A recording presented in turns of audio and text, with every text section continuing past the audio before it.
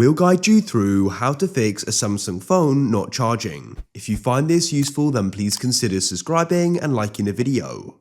This problem can be really annoying as your phone may be completely out of battery or it may be on but slowly running out of battery. So first of all, you want to go and check the port of your Samsung phone.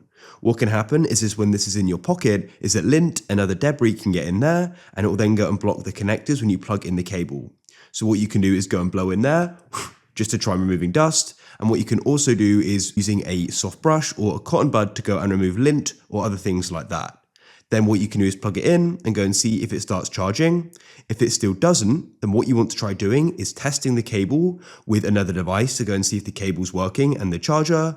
Or if you don't have another device, try using another cable and go and see if a replacement cable and charger goes and solves the problem. You could try using a different outlet as well. If that still doesn't work, but you've got battery on your device, then what you want to do is go and open up your settings, scroll down and go and find battery, and you can scroll down and go and find charging settings. You want to turn off all the different settings here. I only have one. Then what you want to do is go and restart your device, hold down the button on the side and press restart and restart again. Hopefully now your phone will charge.